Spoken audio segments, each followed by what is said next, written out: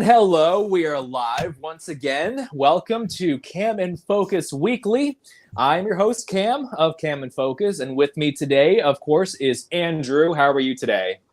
I'm good. I'm not sure yet how I feel about this movie because I literally just finished it like 15, 20 minutes ago, but I'm ready to talk about one of the movies of all time. And just so the audience is aware, he is using the term movie very loosely. Very loosely. There are things that move in this movie. Oh yeah, like the I don't even know how they did it with the legs, but we'll get into that. So, if you missed last week, we talked about musicals, the good, the bad, the meh, everything involving musicals. So if you haven't seen that, check it out over on the channel, obviously in the live tab. So today we're talking about the Emu War. Now, for those of you who might not be aware, this movie is very loosely based on real events. Back in the 1930s, there was an event in Australia that's called the Great Emu War, and it sounds silly, but the premise of it is actually very, very serious. Australia got overrun with emus. They were killing livestock. They were just destroying crops, changing the landscape. It was a huge, huge problem, and it very much threatened the well-being of Australians. So I'm not going to go into too much detail. You can read the Wikipedia article and get all the juicy details. But essentially, Australia rallied their military to go out and kill, or at least thin out the herd of these emus. And without getting into too much detail, it was one of the most inept military actions of all time. It made Australia the laughingstock of the world for quite a while. How do you lose? Like, I don't get it. They don't have weapons. Like, well, in this movie they do. Okay, yes, that to be fair, yes. But you know what? I'm gonna quote David real quick. The only thing accurate about this movie is the title. Yes, that is the only accurate thing about this.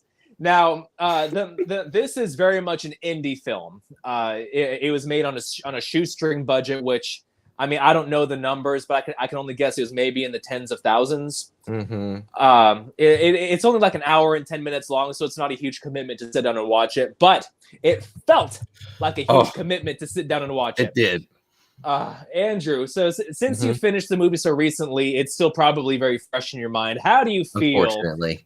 How do you feel having had this experience? I don't know if I'm ever going to be able to recover. I don't know if I can watch another movie again. No. The problem is, I shouldn't even say problem. The funny thing is, there's moments in this movie where I did laugh. I was like, okay, that's pretty, like, it's dumb funny. Like, that's funny. And then other moments where I was just going, what the heck am I watching? Like, what is the point of this? Like, what is going on here? And like you said, this was a chore to watch. I was like, an hour 15. All right, let's go. Hour 12 without credits. It's like an episode of TV. Holy crap, this felt like 3 hours. I thought I was watching a director's cut. I'm like, because like it moves. Well, and the green screen was so bad. It's so bad. And I'm not trying to dog on an indie movie because I love indie movies. I love watching indie movies. I don't know if this was a school project or what, but just, I don't know. Like I said, I don't know. I didn't know what to expect. I thought maybe there, like, I don't even know. I can't. There was a lot of crawl plot lines. Like, what are we doing? How did we get there? Yeah. Who knows? Yeah. Like when the fat guy is running and he's shooting after an emu and he's out of bullets, but he's got bullets around him, but he throws his gun. Like, dude, you're wearing bullets. Yeah, well, I mean, maybe those bullets don't go to that gun, but what gun do they go to? He never used a different gun. So, I mean, he wore them for the whole movie. Yeah. For some reason, he took off his shirt in the tent, and it was like, I'm not going to wear it again. As he's chasing this emu child, and I mean child because the emus talk and they're completely sentient.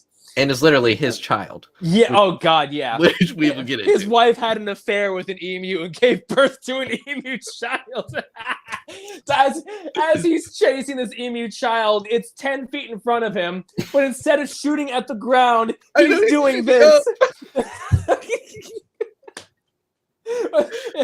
like, you couldn't even make it look convincing. And he's firing this. I'm not sure what type of machine gun this is, or whatever it is. He's shooting fully automatic, so it's just. But his finger is doing this on the trigger, like. Here's what it look convincing. They said just run with a gun. That's all they said. Yeah. So we're gonna put the camera here. What I need you to do is run out from behind this bush shooting. It doesn't have to look good. Just shoot. Oh my gosh. And we can talk about the scene with his kids, the Major's kids. Like, I loved all the like memory flashbacks that they all had, like randomly throughout the movie. And he's got, I guess, an Irish kid or Scottish singing some kind of song, and then Emu just comes out of nowhere and just takes him away. And then his wife blames him for that happening. I wish I married a man with muscles. It's like, what? Oh my God. Only to find out later that his kid is the Emu Queen's thrall or something. Little emu boy. Look at him. He's just a little pussy. Oh my God.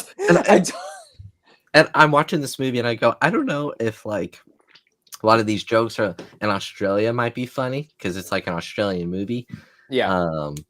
And maybe we just don't get the jokes the same way. But this, I don't even know. I can't. This movie has a lot of satirical elements. Like I don't know too much about Australia or its political structure or the Emu War itself, but I feel like the Australian Prime Minister is like Harvey Harry or something like that. I forget his actual name. That had to have been a satire of whoever was the actual Prime Minister at the time. Because they had this long running joke at the beginning where he's giving a speech and saying, I am actively pissing myself right now. It just will not stop. Oh God, there's so much of it. It's squirting on your shoes. Pinch your clothes. It's so stupid. And his poor attendants just standing there like. How did this happen? How did we get here? Well, why is he pissing himself? Why does he have a continence issue? Why does he have that much pee? and then he made the joke at the beginning about the little boy's room. I'm just like, I'm like, okay, someone in Australia's political history must have made a joke like that and thought it was actually funny, and that's why they're doing it now. But the way it was delivered, just so deadpan. It's like the actor couldn't make it sound like he was confident in his own joke. I know. I was like, oh. Yeah. Or there's the part where the Major's talking with his daughter, and he's like, you're basically like mad that basically like I don't love you because you're a daughter, and he throws the whiskey at the wall. And then the next shot, he's got another whiskey bottle, and he throws it at the wall.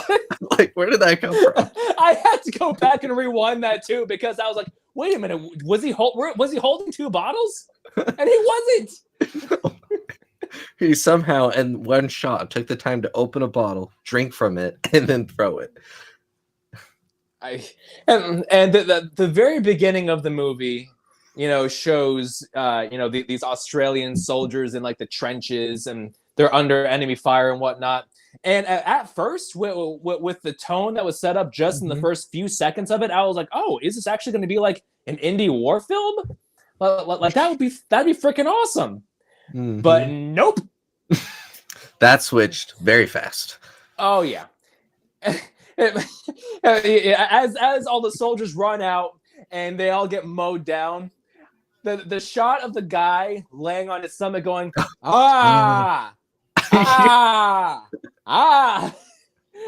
it's like he's got his veins sticking out, splurting blood, and he's How much did they pay these extras because it wasn't enough? No, it was They not. deserve Oscars, man.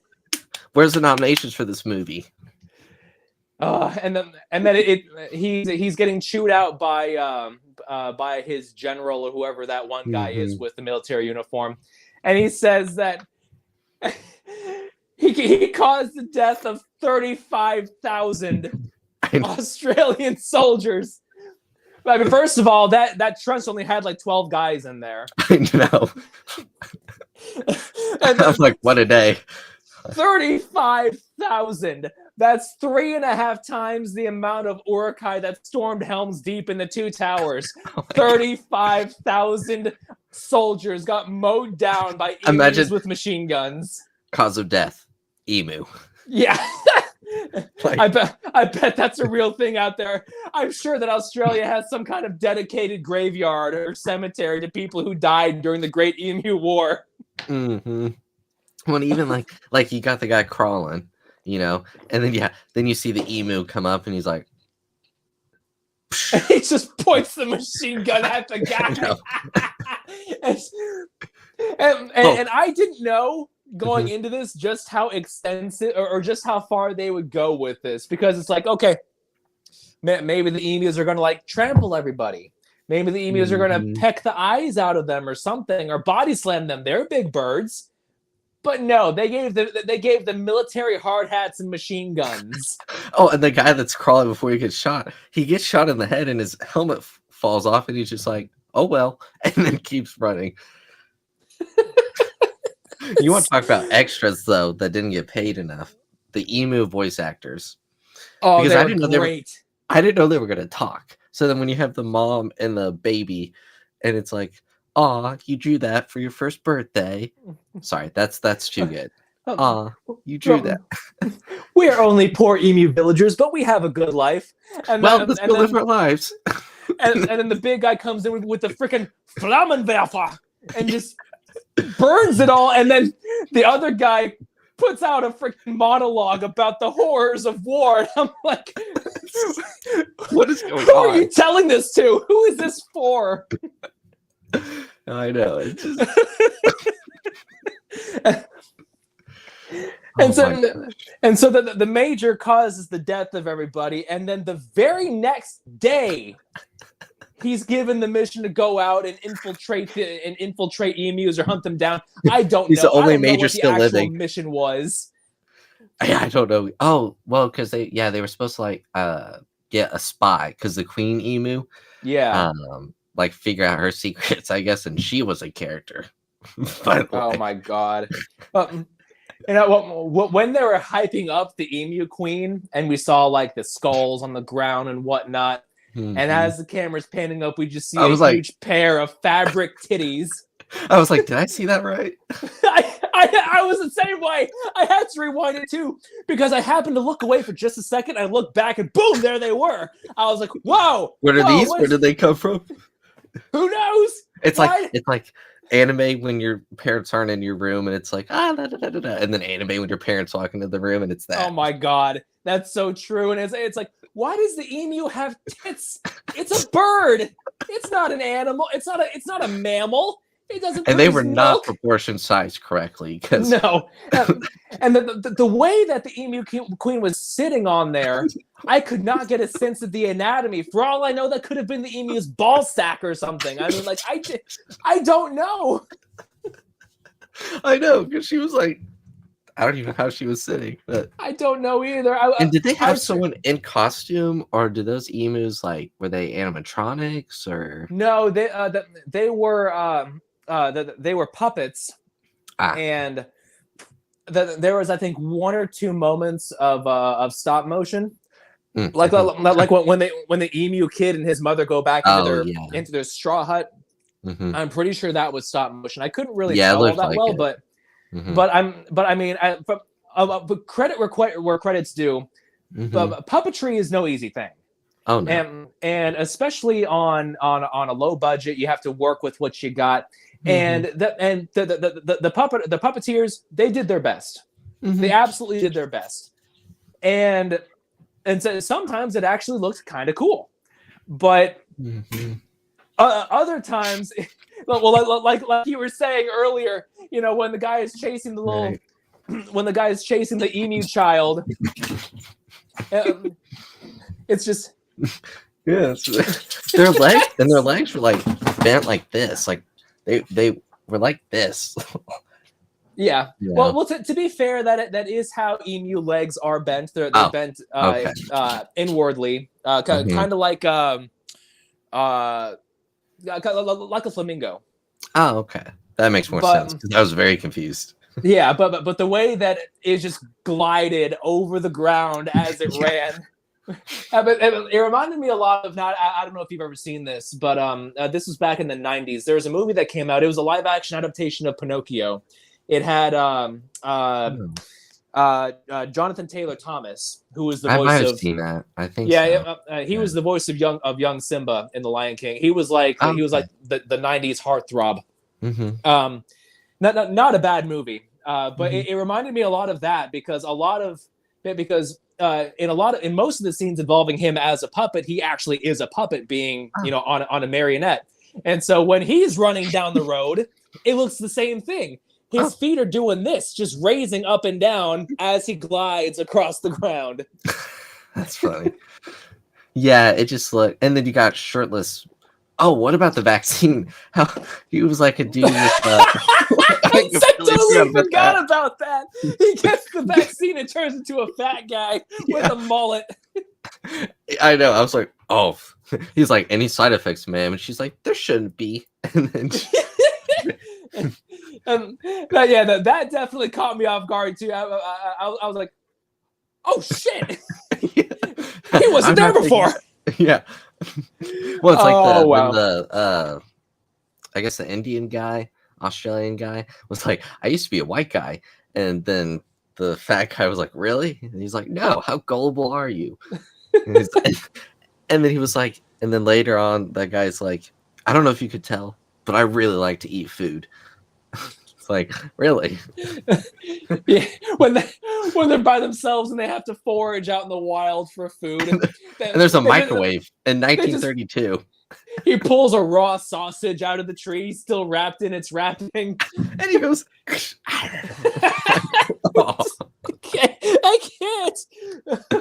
I guess when you're desperate, And these two guys are out with the major and the major's daughter, even though he doesn't know that that's her yet.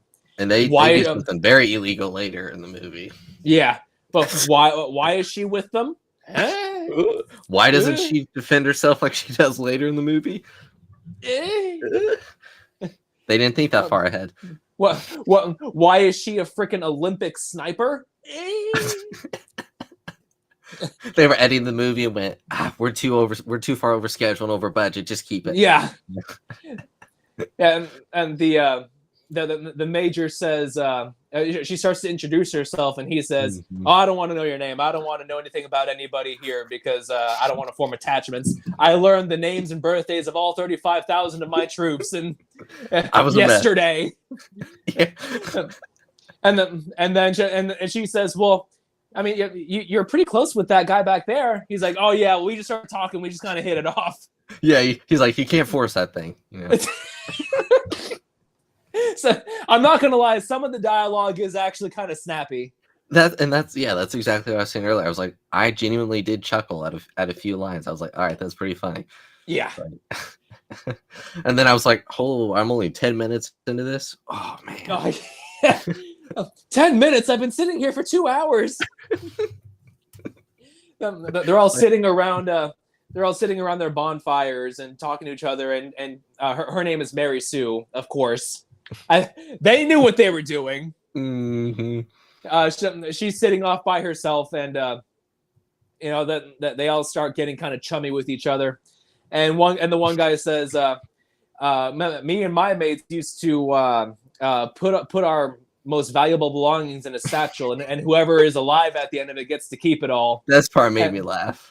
And he puts in a solid gold pocket watch, and the other one puts in a photo of his favorite train. He's like, "What? A steam engine, yeah." I put in a gold pocket watch here. You're putting in a picture. And he's like, "A steam engine is worth way more than a gold watch." And then the major gives him his son's foreskin on a chain.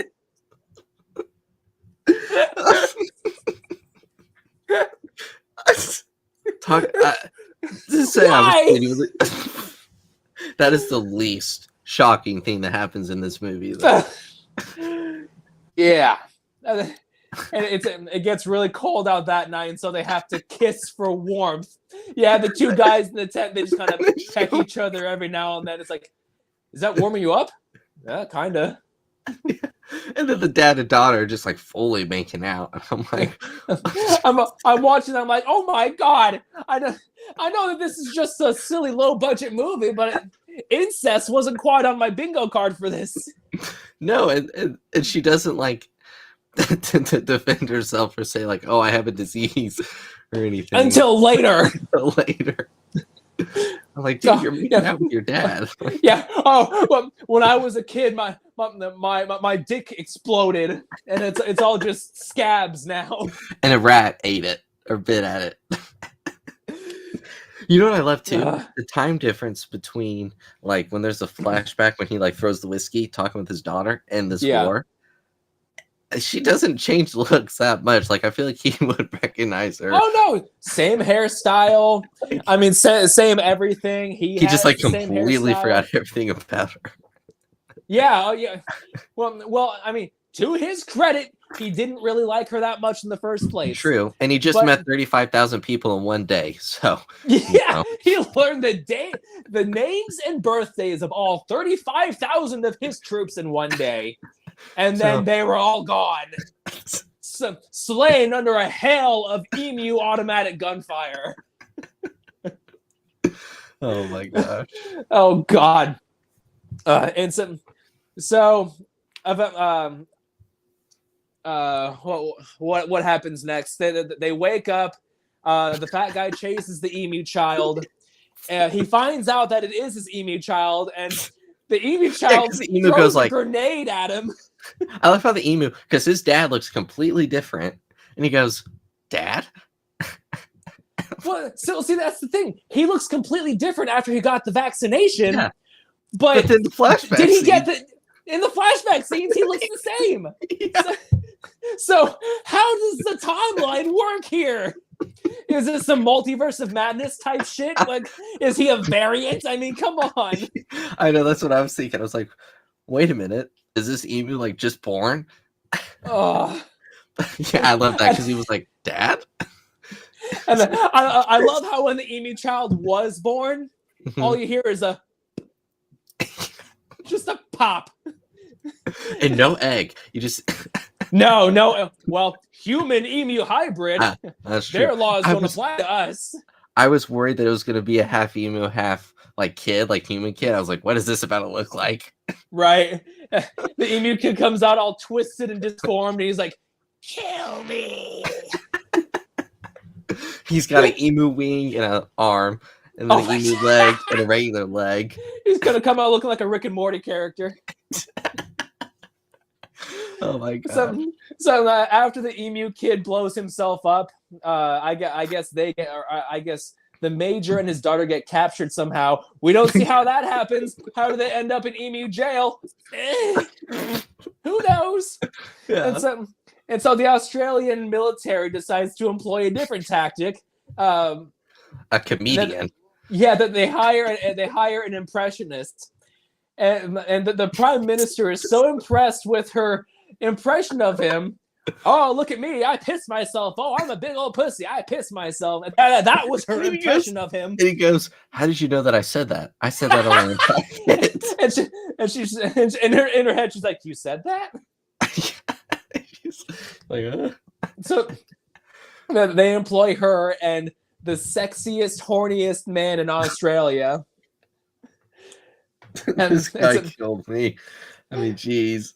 And so they're getting briefed by the military general with a bunch of other extras there who probably were pulled over from the very first scene. Well, the sexiest and horniest guy, he stops by that lady's house, acting like he wrote to tell her that her husband was killed in action, and the letter that he supposedly wrote. Yeah. And then the police comes out of nowhere, like, get out of here. Not this again. Yeah. I'm horny. I'm horny. Oh God, it's so bad. Yeah. But then they bring him on, and they're getting debriefed, and he says, "Now, just in case you're captured, we've installed a cyanide tooth in one of your molars." And one guy goes, "Really, right here?" and then everybody just keels over until only those two are left. And he goes, "Mine's not working," you know. And like, the military guy's like, fuck me. Yeah, that's great. But I love that it's like 12. Like, you can only pick 12 military people to infiltrate. Like, that's not a lot of backup. It wasn't even 12. It was like 6. Oh, that's right. Yeah. Then they were like, our costume designers got a very realistic emu costume for you. It's just a hood. It's just. Oh my God. They reached the emu stronghold, and there's an emu and an Italian guy standing out there, barring anybody from entering. And the emu's like, "Oh, I'm just an emu person, and with my Italian here." And the guy's like, "Oh, okay, well, if you're an emu, what's the password?" And she's like, "Squawk." Okay, you're good. If you're really an Italian, do Italians like to eat spaghetti, or do they like to eat what was it, dog? It was like rocks and stuff on the ground. Yeah. And the guy in full Key and Peele fashion just starts sweating profusely, just dripping off his face. And then he says, "That's too easy for an amateur Italian like myself," And you have like the Who Wants to Be a Millionaire, like tones playing in the background. And then the Italian guy goes, "Okay, well, what do we like to drink at nighttime? Italian wine or dog poop that's been out in the sun?" And he goes, starts sweating again. He's like, "Okay, I know the answer. It's," gets thrown in jail. I should have said wine. What? It's so dumb. I can't with this movie. This is a movie. This jail scene. Oh my God. Yeah. You have the major, his daughter, the horny guy, and a priest in there, and to escape this cell that they're in, they have to generate enough heat to melt the bars, and so they engage in an orgy to generate enough heat to melt the bars. And so once it finally happens, once the bars are melted, the major gets up. He's like, "Okay, let's go. We got work to do." And the horny guy is still railing the priest, and the priest stops biting the pill and says, "It's okay. Always with him here." Just complete deadpan delivery. I'm just like, I can't. Oh, man. I can't. I forgot about the scene earlier where the four of them are walking and they come across the guy with the sheep, and he's like, "Don't worry, guys, it's my sheep." I totally didn't steal it. Yeah. By the way, I was rooting that sheep.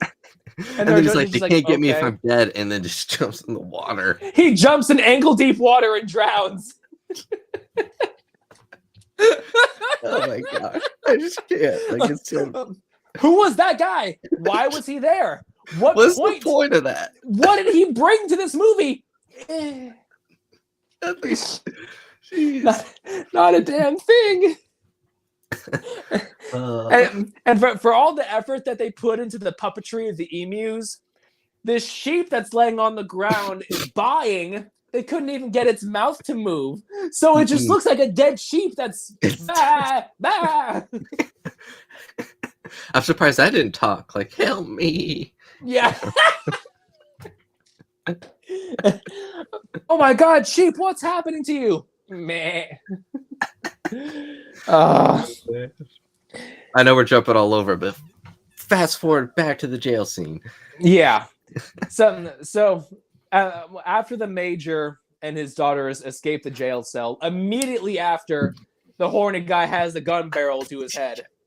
It's like, how did they run past an emu that was obviously right there? I know. Yeah, never mind the guy who's in there humping a priest. You know, what about these two people who are escaping this jail we put them into? Were those people that just ran by me? Oh man. And so the Emu Queen is so impressed with the comedian's impersonations that she puts the comedian on stage to perform, and the first thing she does is impersonate the he says, "Don't call me boy." little emu boy." Yeah. Don't call me a little pussy. I like to give my thanks to Emu Boy over there. Oh, he's just a little pussy. It's like, I told her not to say that. Oh my gosh. And we don't have to go into detail, but we forgot to talk about what little Emu Boy does with the queen. I don't want to, but watch. I'm going to quote Proximo from Gladiator. And the great whore will suckle us until we are fat and happy and can suckle no more.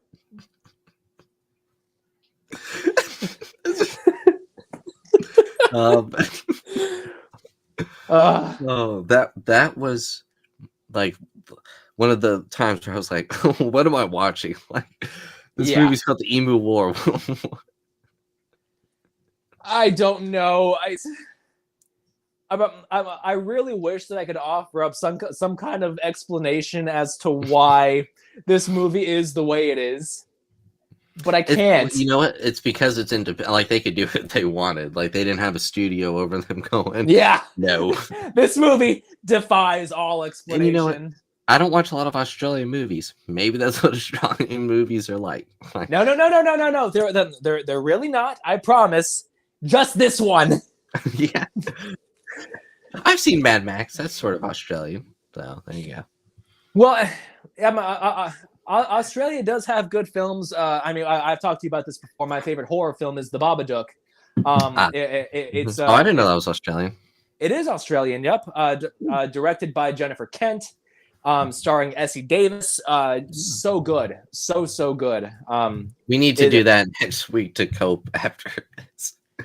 Hey, we can do Babadook next week. I'm down. Yeah. And I mean, I'll take any excuse I can to rewatch that movie. Yeah, we need to cleanse ourselves after this movie with a good. I thought The Mummy 3 was going to be the worst movie I watched this week, and I was proven wrong. Yeah, and I need like a deep tissue massage, a sauna. Maybe put onions in my socks to detox my feet or something. And what I love is there are episodes of TV longer than this movie, but this movie just dragged. Like, it was the longest experience of my freaking life. So frequently, I found myself checking the time because I watched it on Tubi. Also, same here. I was checking the time. And I'm like, okay, it's got to be almost done now, right? I've got 30 minutes left. I'm only halfway through. No, that's exactly what I was like. I was like, I may not be able to finish this before the show starts. Yeah. Let's see what happens next. The horny guy gets out on stage and he dies. I forget how. The emu shoots him. I love that they didn't like. That's the one shooting they don't show is him being shot. They just show the aftermath, and then the image right here. Then his spirit comes out and instantly just starts going to town on him, and heaven opens up, and which I don't know how that's possible with him, but then God is like, Alan, your time is come or whatever, and he goes, this is my heaven. And all I could think of when you said that was Jurassic Park 3. Well, whenever you've seen Jurassic Park 3, right? Oh yeah. So whenever Dr. Grant is on the plane, he has the dream about the Velociraptor. Alan. No, that's all I'm gonna think about. Dang it. Jurassic Park 3 is a so bad it's good kind of movie. So now when I rewatch that, yeah, I mean I've certainly seen worse for sure, but I mean, it's not bad. I'll take that over Jurassic World. Fallen Kingdom. Fallen Kingdom. Yep. Fallen Dominion combined. The yeah, right. Exactly. hostile, That's the next Blu-ray box set. 2-for-1. Fallen Dominion. I was actually about to call it that too. Yeah, I agree. I would take that over that. So, but dang it, now that's all I'm going to think about. Oh, that damn cell phone jingle. All right. Oh yeah. So the Emu Queen brings the comedian. Her name is actually Gertrude. Yes. Yeah, because there was the guy that was being tortured. Remember? The clamps on his thing, like the helmet, and that was a comedian that like she had seen, and his jokes were like so bad. Like I was like, they weren't even jokes; they were just statements. That'd be like me saying, "This movie sucked," and you go, "I'm gonna be here all." Oh God!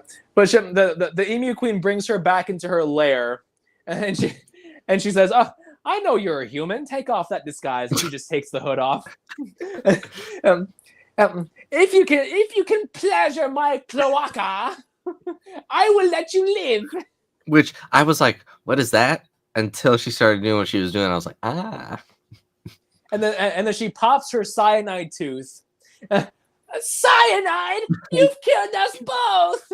I love when Gertrude falls up. She's just like, yeah. Very convincing.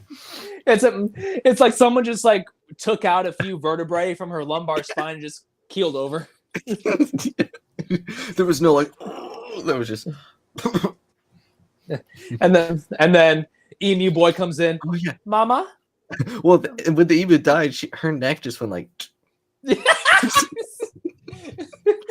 No bones in there either. No. It's like, what was holding you up? Like, oh God. But yeah, sorry. Emu Boy comes in and he's grieving over the passing of his ward. Starts suckling on her a bit more, and then he throws his head back. I wonder how he didn't die because the cyanide was in her system, and how did he? It didn't make its way that far yet. I have a very scientific explanation here, and my explanation is that it makes no sense. Exactly, which then in reverse makes it make sense. Oh God. So, and I forget exactly when this happens, but the Major finds out that Mary Sue is his daughter, and he just starts seizing out. Just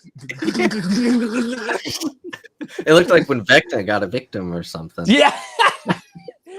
Starts bleeding from his eyes, and then there's a flashback later where it says that he suffered a severe case of daughter betrayal. Yeah. Well, when I left before that, when he found out Mary Sue was his daughter again, the one Australian guy was like, "We've got like a father-daughter dynamic," and Major's like, "I love that," And she's like, "You could have it," And then he was like, "Oh my, yeah, that's But although he survives his aneurysm or whatever the hell he had, and this leads into the climactic final battle. The longest 10 minutes of the movie. Yeah, you have probably about 20 extras in there facing off against an army. Where did they come from, by the way? Where did he get this army all of a sudden of 20 people? How did the military general show up in a helicopter? How did the team of four know they were going to be there? And then how did the emu get in that helicopter? Yeah, when the four people came, that group, it was like the Avengers, like the emu. The emu oh Avengers. My God! On your left. And they all charge each other, and of course the Major has a sword for some reason. Didn't have a sword anywhere else in the movie, but he has a sword now, and he's just slicing and dicing these emus, and it's like, very realistic. Oh God, so realistic. Like they almost managed to get the cuts lined up with where they actually got cut off, where the head got cut off. Oh, Yeah. cinema perfection. And then Martin I love when he's Scorsese, talking with eh.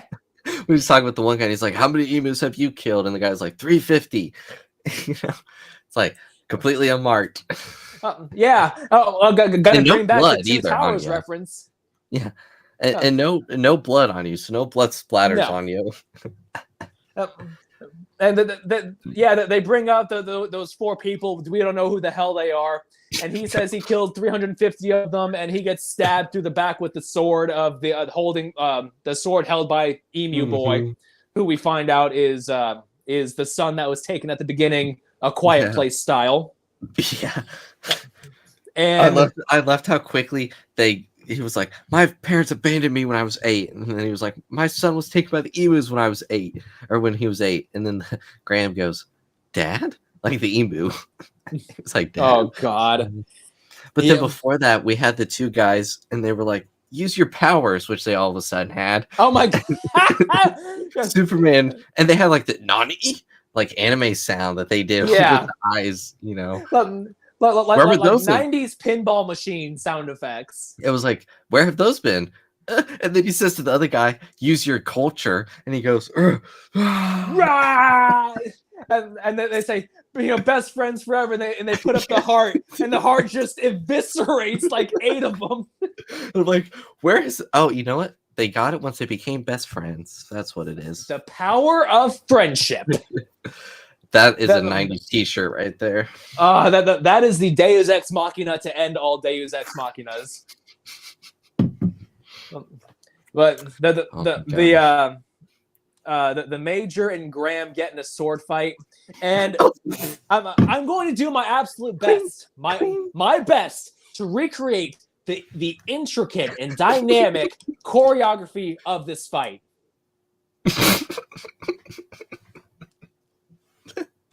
Oh, that's almost better, actually. You got to tone it down a bit. Yeah. And no emotion either. Yeah, they're just like... Half the times the sound effects didn't even line up either. Oh my gosh. And Mary Sue, after she snipes a couple people, comes running down. Because she's like, I got to do something. And what does Graham do? He pulls out a pistol and shoots her. And then she shoots him. And she shoots him.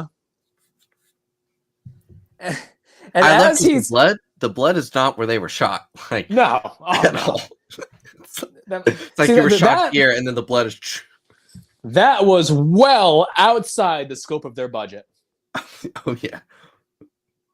And then as his son is dying on the ground, he pulls his son's dick out and lays the chained foreskin on top of it, and then he lays down to die too.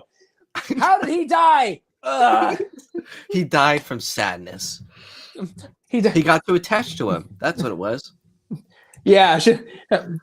He lost the will to live, Padme style. Exactly. And then the other 2 guys, I guess we don't technically see him die, but they just like run off with the emus at the emus. And then I'm trying to think what the final shot was. I just watched this movie an hour ago, and I already forgot.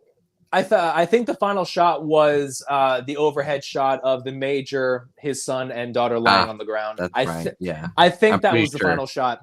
Yeah. Now, and then they said this movie's dedicated to all the people that lost their lives in the Emu War. And I'm like, what? All 10 of them? Right. It certainly wasn't 35,000. No, they couldn't afford that many actors. And now I was going to ask, was this a problem for you? So like the ending title cards, you know, where it says this movie is dedicated to, and the it being too far, like that was. So you had that too. Yeah. So the first time that I noticed that everything was out of frame was whenever Graham and his dad were having the sword fight, and Graham spouts a monologue, but his face is out of frame. Right. His face is completely out of frame. And so and I was like, okay, I don't know if that was like, you know, an artistic direction or something, but then it persisted until the end. And I was like, okay, so maybe this movie is actually really messed up. Right. Yeah, because I noticed that too. Because I was like, because I had got out of full screen because I was like, I hope this movie's almost over. And then that's right when it happened. I went, oh crap! And I went back to full screen, and it was still there. And I was like, oh, all right. Yeah, I actually pinched my phone screen to see if I had zoomed in accidentally. Yeah, yeah. I thought that was weird too, especially in the dedicated line. I was like, dedicated to people who lost lives in the war. Yeah, I mean, I'm sure it was a very sincere dedication, but I couldn't freaking read it. No, nope. And I actually fast forwarded through the end credits because I was like, do they have the balls to set up a sequel? But they didn't. Somehow, the emus will return, and the Emu War 2 return the emus. Watch the emus take over America. How did they get there? Yeah. And the explanation is as good as the next. Yeah. Oh my gosh. Oh wow. So I love how we talked the entire movie in shorter time than the movie is. And the movie's short. Like, oh yeah. Yeah. Definitely not one that I'll watch again. But this is coming from a place of sincerity. Yeah.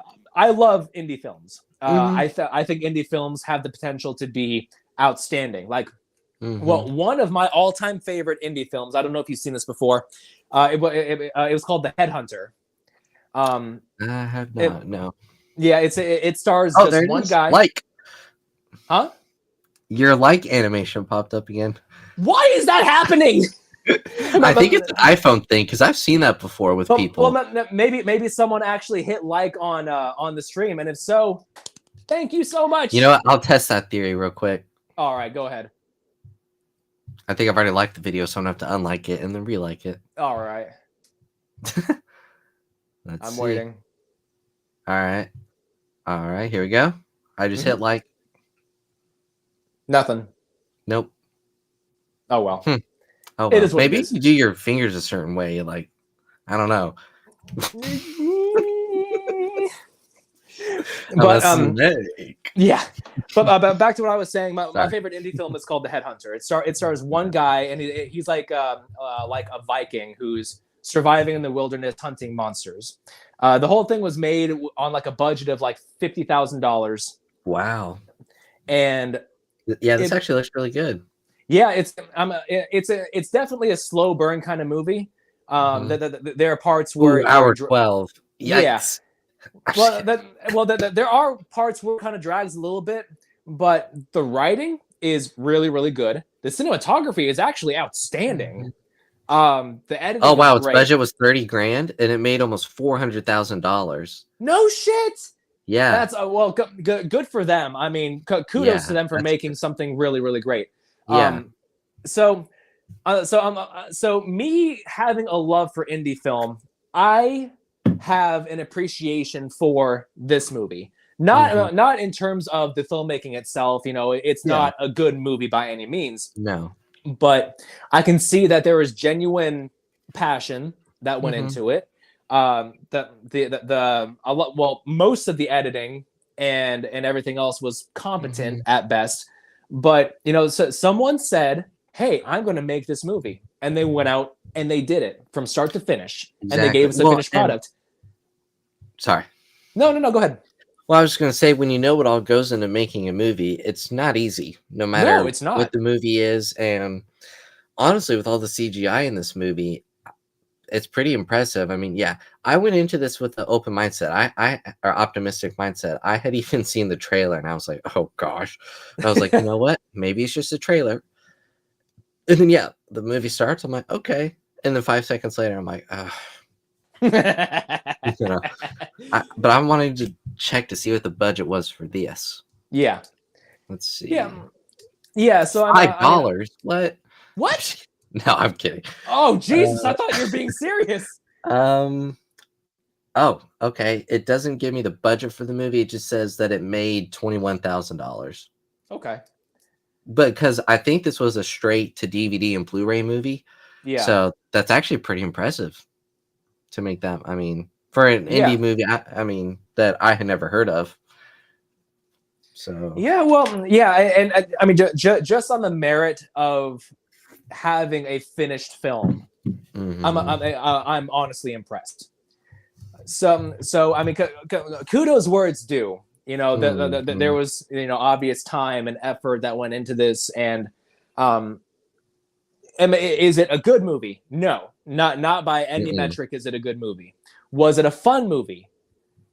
At times, I'll give it that. I will give it that. Yeah. Yes. I mean, the first couple of scenes, hilarious. I was laughing my ass off for the first couple of scenes. And then the last, like, the next, like, 70% of it kind of dragged, but then the last 10%, I was like, oh, that's awesome. You know, I know. with like, the final battle and whatnot. It doesn't look good. But... No. I mean, I went back and forth between laughing and going, oh, gosh. And then, oh, gosh. And then, like, and then, yeah, no.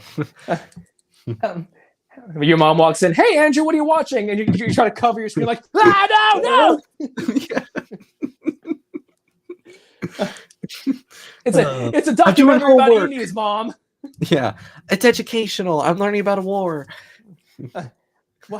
Why are they having an orgy? Sex crimes are part of war.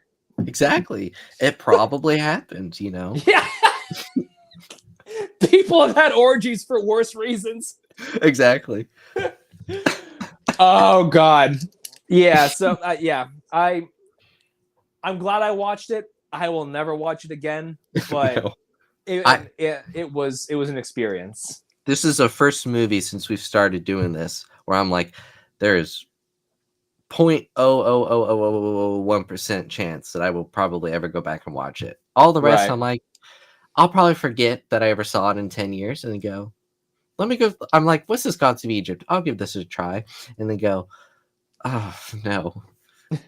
It all comes rushing back. The Egyptians once believed. Oh, no. Turn it off. Yeah. Why is Gerard Butler Egyptian? There's only like one Egyptian person, I think, in that whole movie. Actually, no, I don't think there is. and it was probably somebody in like the crew. It was like the grip or something. Yeah. Oh my gosh. You love it. I do. I really do. Yeah. Well, that's great. Well, I guess that about does it for the Great Emu War. Yeah. Let's start funding for the second movie. Yeah. Right. So I came across a Kickstarter link today. Something about a sequel to a movie that someone talked about one time. That one person. Hey, I think I read this off air. There was that IMDb review that said anyone that watched more than 15 minutes of this movie deserves to get an award. Where's our award? Come on. I expect a personal check in the mail by tomorrow. I expect to get a Blu-ray copy of this movie.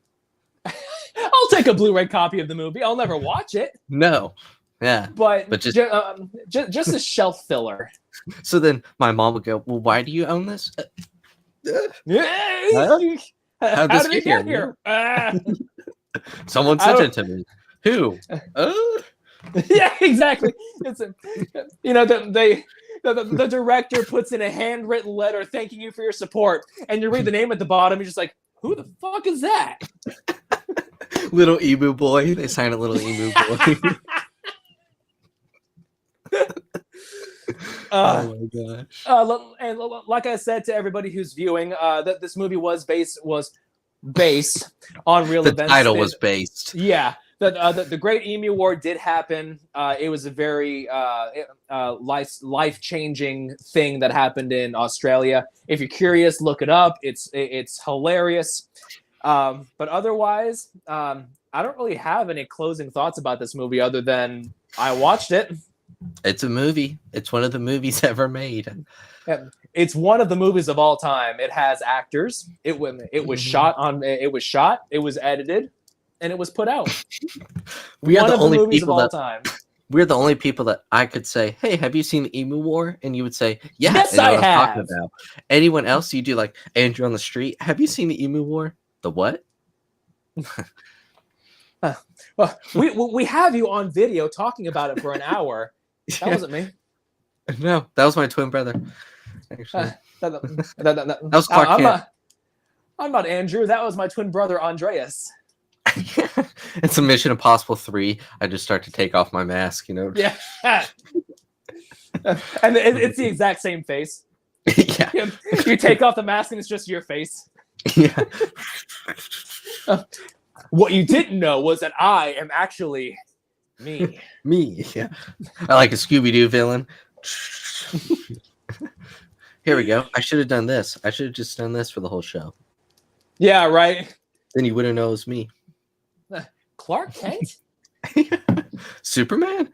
Oh, nope. Clark Kent's back. Where'd he go? Superman. Clark, who are you? Yeah. All right. Well, I'd say that about does it for this episode of Cam and Focus Weekly. Thank you again, Andrew, very much for joining me. Thank you for the laughs. This was a lot of fun. It was certainly. It was an episode of a show that we have done. Yeah, it's. Well, I might make like a playlist within the channel of just like laughs, and at the top is Crawl. And then this is right now too. Yeah, I don't think Kroll's ever gonna get beat. Oh no. Kroll's an enigma. Mm-hmm. Now that's a movie you could catch me rewatching. Yeah. Just fast forward through that montage, that walking montage. Oh, the highlight of the movie, the absolute highlight.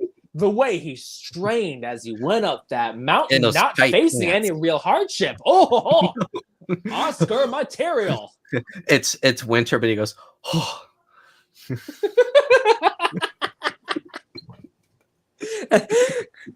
And for God's sakes, watch the dubbing of the princess. Her lips never match. Oh man.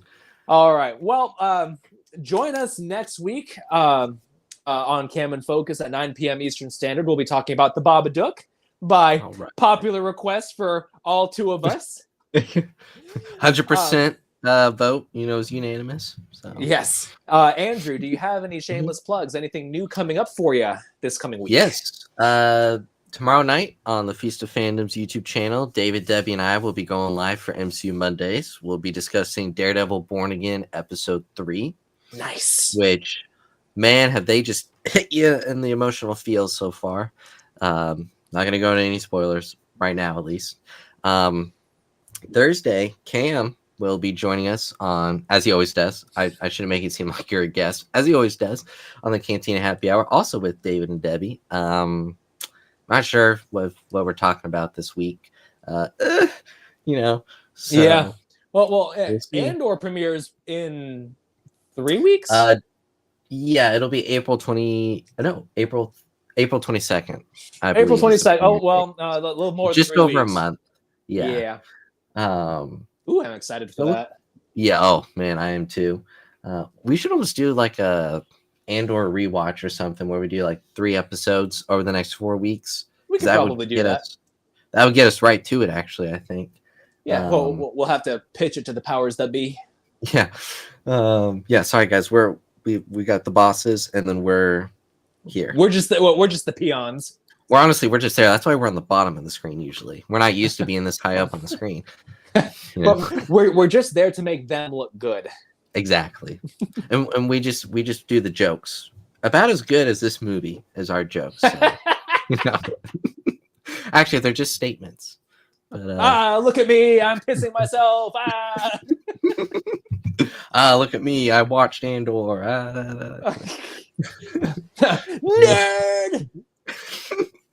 Nerd.